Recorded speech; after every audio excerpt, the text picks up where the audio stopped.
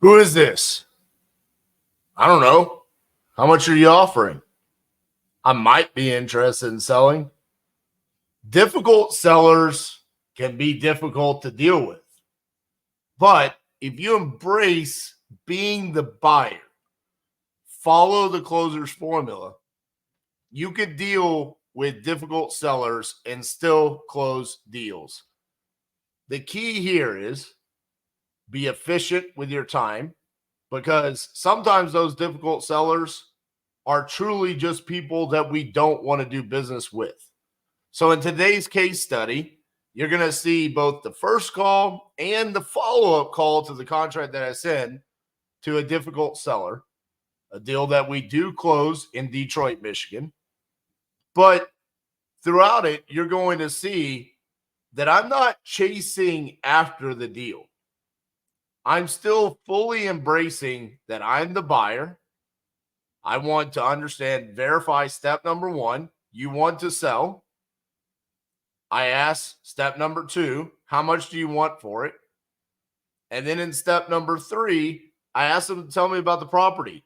In each one of those steps, the seller is extremely difficult and will not open up. Eventually, though, I get the seller to open up with close-ended questions. I often talk about open-ended questions, but in this case, I had to ask very specific close-ended questions because when I asked him open-ended, he wouldn't divulge any information to me. So in order to get him to finally start talking to me, I had to ask close-ended questions and say, if you're not going to tell me anything, then I'm going to have to ask, what do you mean by this? Tell me, how old's the roof? Cabinets. What do you mean by you need to replace the cabinet doors? Give me more information. And then eventually, I do one of the rare things that I don't like to do. I actually make an offer. Instead of getting a number out of the seller, I actually just say, hey, we're 4 minutes into this call. You've given me some information. I think I could be somewhere around $35,000 to $40,000. At that point in time, it gets the seller to open up. He's highly interested. There's a good example of some awkward silence in there. And then it leads to us sending a contract, following up, and inevitably getting the property under contract where we assign it to our end buyer. So enjoy today's video. If you deal with difficult sellers like this, just mirror what I do in this. That's the whole reason why I put out these types of case studies. So enjoy watching me deal with a difficult seller in Detroit, Michigan. Who's this? This is RJ Bates calling about your property on Artesian Street that you entered on my website. Oh, yeah, how you doing? Pretty good. You still looking to sell that property? I'm interested in it, yeah. Awesome. How much are you looking to get for it? What you offering? I know it ain't no top dollar. I know, so, just see what the offer is. I don't know anything about the property, my man. So, what you selling me? Well, I mean, it said you make an offer, so I'm just trying to see what your offer is. Right, but I got an address, and that's it. So, you want to tell me a little bit about the property so I can make an offer? Sure. It's a bungalow, 3 bedrooms, finished basement. I have a bathroom in the basement. Decent condition. I mean, I still live there, so just time for me to move on in other spots. I gotcha. What kind of work needs to be done to the property? I will say, I started my kitchen floor project. I didn't finish that. Okay. As far as putting all that shit is in the house. What is it? The ceramic, okay? Cabinet doors, but as far as structural wise, ain't nothing wrong with it. All right. When you say like cabinet doors, what do you mean? Like the cabinet doors need to be replaced because they don't work or they're missing, or what do you mean? Well, I started to replace them, but it was like I drive a truck, so my time is kind of it's the built-in cabinets. But just the doors on there that just need to be cut and screwed in. Okay. So yeah, I still use them. You know, it's just that the doors are up because I was trying to restain them. And right now, I live in my house in Detroit. I am in Shreveport, Louisiana right now. Waiting to get a tire fixed so I can move on. Gotcha. What else? A little plaster work. I had replaced the dining room window. I had some wood rot, so I replaced it like I'll say about 48-inch window up in there. So I replaced that one. I just need to put the side back on the house on that one, just in a small section. But that's about it. All right. When was the last time the roof was replaced? I had patchwork on it since I've been there. Okay.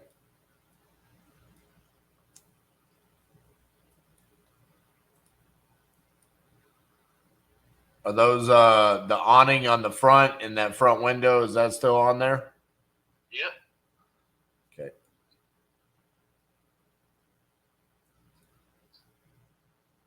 So you said the basement is finished? Finished with a bathroom, yep.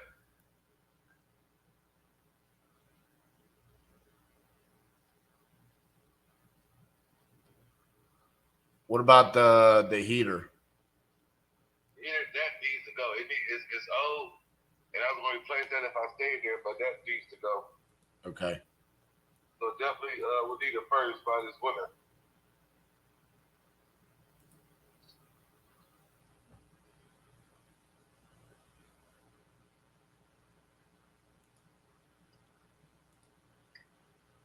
So if I bought it, do you have a place to go? I am, I'm trying to get offers to see what I can get, but I'm moving to Findlay, Ohio area, so it's just a whole relocation for me. I got you. So you need the money from this to move. Not really. Okay. I work. I drive a truck. I don't really need the money for it. I just want to see what the offer is before I go look for a house. I got you. So I don't need it because I drive a truck. So my work money will, get my house where I'm looking at down there. I got you. I mean, realistically, probably somewhere in like the 35, 40 range. That's realistically something I was looking for. So I will have to get with my wife, right?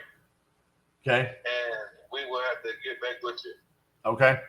Well, this is my cell phone number, so you can hit me back here.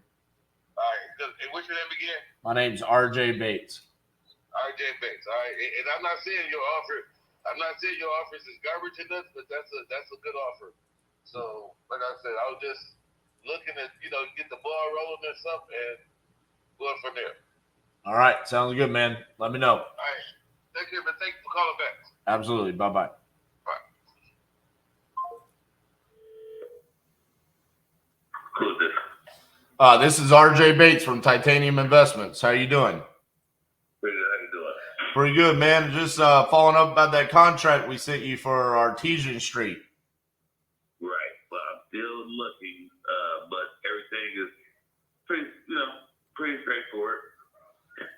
Okay. Let me look on here real quick. I'm worried that maybe the dates have expired on it. Did you have any questions for me, or what were the concerns there? No, pretty much your guy I talked to the other day, right? Garrett was helpful, knowledgeable, so he filled in a lot of blanks. So right now it's getting offers, but for now I am looking for another spot so I can have somewhere to go when I sell.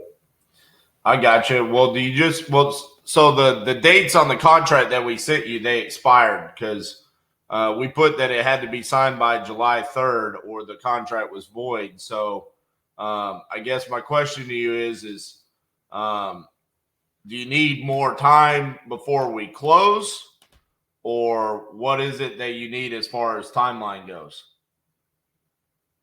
I think towards the end of the month because I'm still in the process of cleaning out, right? And yeah, I'm still in the process of cleaning out. And hell, I even got a moving company, so my last detail just find the spot to go to. I got you. Well, what we had as a closing date was July 28th. I mean, I could push that back to like mid-August because it's on or before that date. So that's not like it doesn't have to be the date. So do you want me to push that date out so that gives you enough time? And the other thing is like, dude, if you call me and we're a week away from closing and you're like, hey, I don't have a place to go, I'm not gonna be like, well, tough shit. Get out of the house. I'm buying it. Like, you know, I mean, it's like, all right, dude, I'll give you some more time to go find you a house. I mean, I'm not trying to kick you out of your house, you know? Right. Now, I'm going to say, I thought the first week in August would be good. Okay. So let's see here. I've got August 4th is the Friday of the first week of August. Is that good? How about the 11th? Okay. Week of the 11th. Yeah, let's do that. My wife is dragging there. She ain't doing nothing to help. You know what I'm saying? So I got you. I drive a truck, so imagine me trying to squeeze all this in within a couple hours of the day. So that's what, you know, it ain't I ain't getting no help, but she'll be glad to move. But I ain't getting no help. That's what's holding me up. Well, again, like I said, man, I don't have to close on a specific date. I could close whenever you guys are ready. That's one of the benefits of going with us is that I'm not an owner occupant. I'm not going to be moving into your house. So it ain't going to be like you. We're like, hey, I'm selling my house. I got to have somewhere to go. You know what I'm saying? Like, dude, if you need another, even if August 11th rolls around and you're like, hey, man, I need till the 18th, I can still make that work. That's not a problem. Okay. Now, I have my daughter. She owns her home too, right? Uh-huh. And I would like to give you her number. And, you know, same situation, you know what I'm saying? Okay. She's ready to sell, and she bought her house, and, you know, hey, I told her that me and you talked, and she got an interest in it. Gotcha. What's her phone number? Okay, give it to you right now. It is 3-1.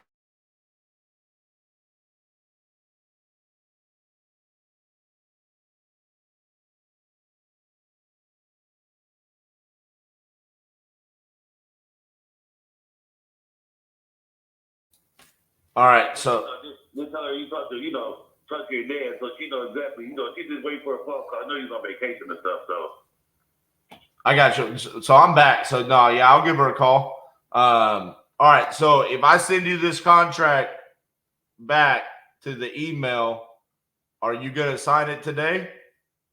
I gotta give it my wife before I even sign that. Cause both our names are the house too. So I can tell you what, I can get back to you at the end of the day and give you an answer. All right. Let me put a couple extra days on there then. All right. Well, yeah, I mean, again, talk to your wife about it and just let her know, like, I'm going to give you guys whatever you need as far as timeline goes. So unless there's something else that we need to be worried about, the timeline should not be an issue. Nah, I don't have no worries. I don't have no worries. Everything is everything. But like I said, just like everything that we talked about, mentioned, no hidden surprises or anything of that nature. No, there ain't no hidden surprises or anything like that. So, all right. Well, I'll resend this over. Let me make sure I got this right because I got on this contract we put Shaka Hill, but you said it's in your name as well, right? No, it's in her name, but I didn't at the time. I didn't want anything in my name, right?